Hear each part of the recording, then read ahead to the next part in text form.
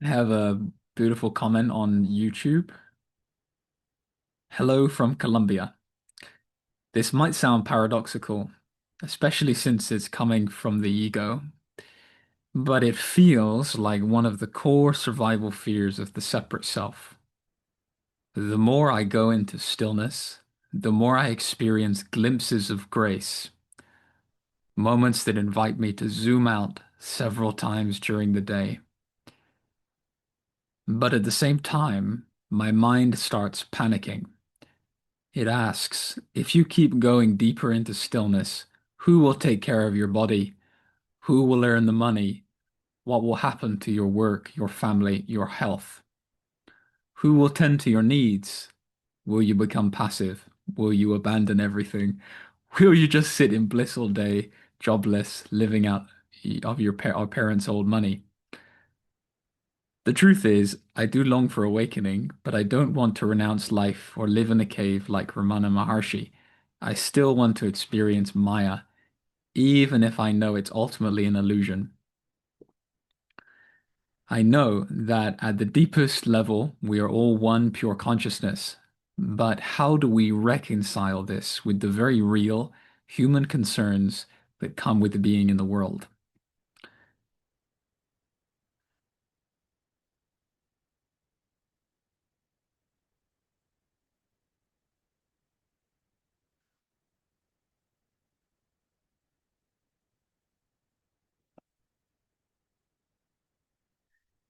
It's valuable to recognize that all the while, even when we were believing we were a separate, limited ego or personal self, that there is only one intelligence that's taking care of everything.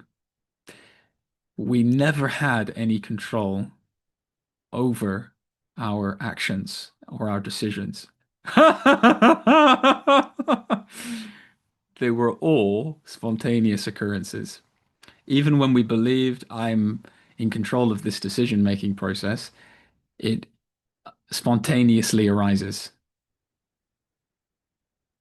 It is only a thought after the fact of the decision or the action that claims there was a separate entity there making the decision happen. In the moment of the decision, and in fact throughout the entirety of our existence, there is only one intelligence that is the substance of everything, that is giving rise to everything from moment to moment. So the value in understanding that is relaxation.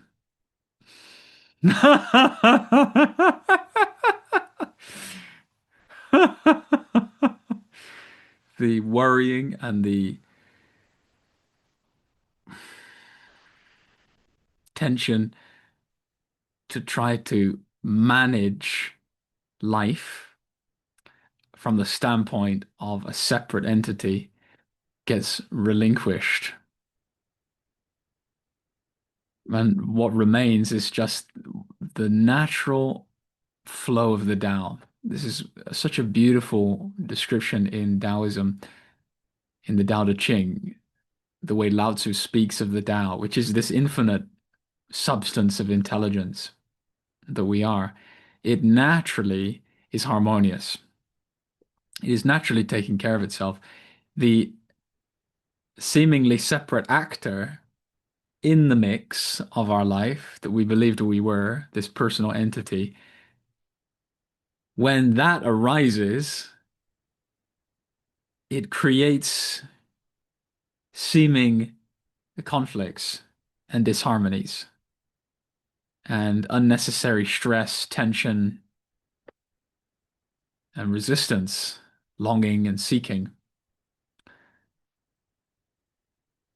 So, to deal with all of these issues that you bring up, what will happen to your work, your family, your health, who will tend to your needs, will you become passive?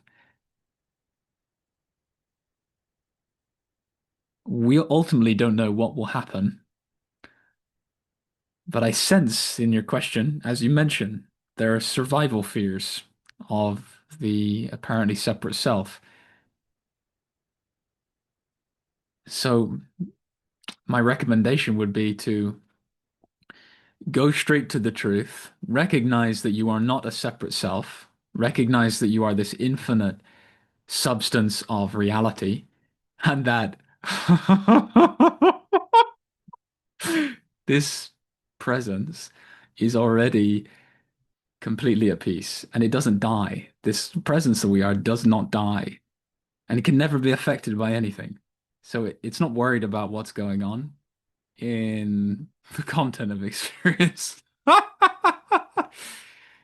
And it doesn't have any control over anything. So it's absolutely free. It's absolutely free.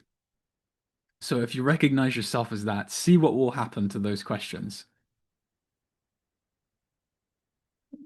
What will likely happen is that only the necessary practical questions will remain that are useful for daily functioning in a harmonious manner.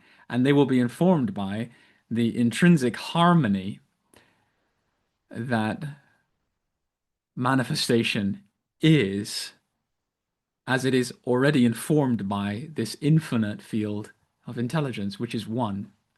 It is one, so it is intrinsically harmonious. We could say non-dualistically harmonious.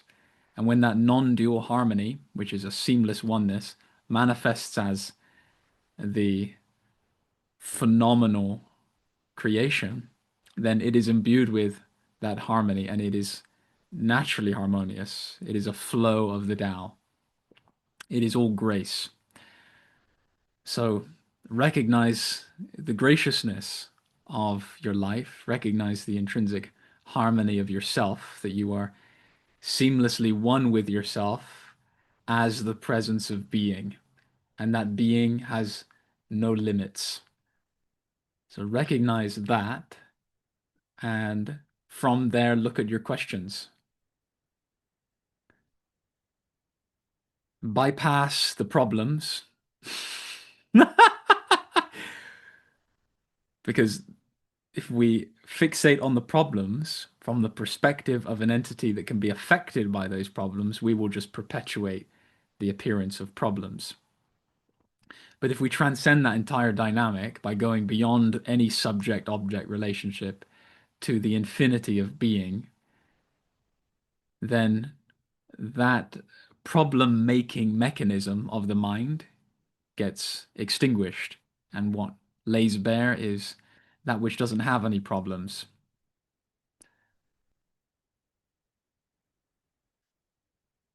that which doesn't suffer, doesn't get worried, isn't bothered.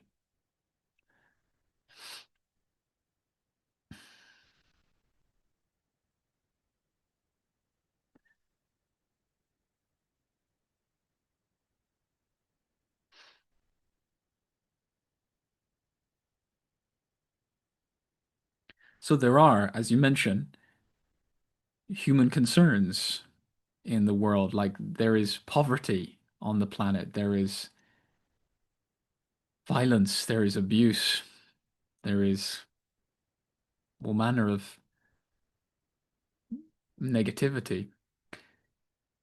So, from the perspective of infinite consciousness, when it knows itself clearly through a human instrument, it meets those concerns.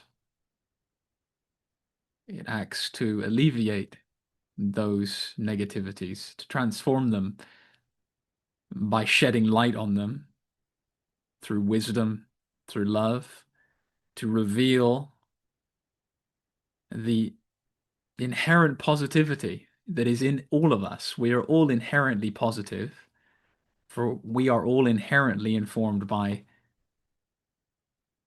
infinite being, which is completeness itself, love itself. And we will deal with all manner of human concerns, not necessarily the negative ones, the more neutral, everyday aspects, which could involve money, work, family, our health. So we'll meet all of these needs and aspects of our life from the perspective of ultimate love And that ultimate love is independent of our action. So we can recognize this ultimate love, and yet, being that this ultimate love is timeless and the manifestation is a temporal phenomenon, the expression of this ultimate love can progressively refine, deepen, and become more and more palpable. So it's a never-ending evolution for our individuated soul or expression from the perspective of timeless, aware reality, which is already the ultimate love. To recognize that ultimate love, which is infinite, and the nature of our being already, and see naturally how that ultimate love expresses itself progressively through our life as a human and beyond. Happy adventure.